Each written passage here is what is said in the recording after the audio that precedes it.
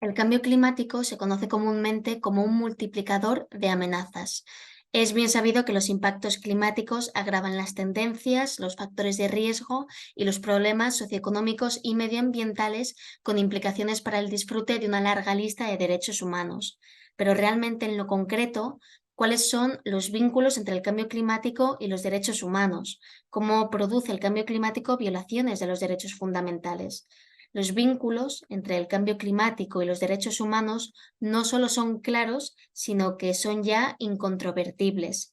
En efecto, los impactos climáticos amenazan prácticamente todos los derechos humanos fundamentales previstos y reconocidos por el derecho internacional. Un número impresionante de informes y datos estadísticos de organismos de la ONU y de ONGs lo confirman. En particular, los órganos de derechos humanos de las Naciones Unidas han dedicado mucho tiempo, especialmente en la última década, a estudiar y documentar los impactos climáticos sobre los derechos y elaborar un catálogo de los más amenazados. Vamos a ver algunos de esos derechos amenazados. Para empezar, el calentamiento global amenaza el más sagrado de los derechos, que es el derecho a la vida. Se calcula que 5 millones de muertes prematuras al año se deben al calor y al frío extremos. El índice de riesgo climático global calcula que los fenómenos meteorológicos extremos ocurridos entre 2000 y 2019 causaron la muerte de 475.000 personas y provocaron más de 2 billones de dólares de daños económicos. Otro derecho amenazado y estrechamente relacionado con el derecho a la vida es el derecho a la salud, también especialmente vulnerable al cambio climático.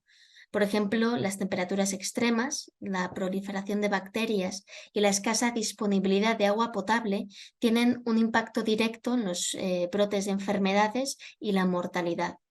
También está el derecho a la alimentación y al agua. El cambio climático amenaza con deshacer los progresos realizados hasta ahora en la lucha contra el hambre y la malnutrición. La FAO, que es la Organización de las Naciones Unidas para la Agricultura y la Alimentación, ha señalado que el cambio climático amenaza las 4 dimensiones de la seguridad alimentaria, que son la disponibilidad, el acceso, la utilización de los alimentos y la estabilidad de los sistemas alimentarios. El informe del IPCC sobre el cambio climático y la Tierra calcula que durante el periodo de 1981 y 2010 el cambio climático provocó la disminución de las cosechas mundiales de maíz, de trigo y de soja.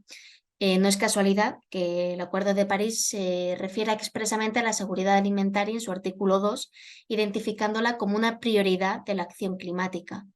En cuanto al derecho al agua, es evidente que está estrechamente ligado a todos los derechos analizados hasta ahora, así como a otros derechos fundamentales como la vivienda y el nivel de vida adecuado. ONU Agua es el organismo de la ONU dedicado a este tema y su advertencia es muy clara. El cambio climático afectará a la disponibilidad, a la calidad y a la cantidad de agua para las necesidades humanas básicas, amenazando el disfrute de los derechos humanos al agua y el saneamiento de miles de millones de personas. Muchos escenarios climáticos predicen una disminución de hasta el 30% de la disponibilidad de agua en la cuenca mediterránea, partes del sur de África y Sudamérica, en caso de un aumento de la temperatura global de 2 grados, y del 40 y 50% para un aumento de 4 grados. Pero la lista de derechos humanos amenazados por el cambio climático es muchísimo más larga e incluye también, por ejemplo, el derecho a la vivienda, el derecho a un nivel de vida adecuado, el derecho a la propiedad, el derecho a la autodeterminación y los derechos culturales. Además, hay que destacar que el cambio climático tiene impactos específicos en determinados grupos vulnerables. Por ejemplo, los derechos de género se ven especialmente afectados y amenazados por el cambio climático. Como vamos a examinar mejor en el próximo vídeo, la emergencia climática tiene importantes impactos en las mujeres. Por ejemplo, pueden ser más dependientes por su subsistencia de los recursos naturales amenazados por los impactos climáticos. En las zonas rurales, las condiciones climáticas desfavorables se traducen en impactos directos sobre el tiempo de vida de las mujeres, limitando aún más el tiempo disponible para el autocuidado, la educación y otras actividades que podrían mejorar su nivel de vida. Las mujeres también son más vulnerables a los fenómenos extremos. Como en muchas partes del mundo pueden tener importantes responsabilidades de cuidado, tienen menos posibilidades de escapar rápidamente de un fenómeno climático extremo. Se calcula que las mujeres pobres tienen 14 veces más probabilidades de morir a causa de un desastre climático que los hombres.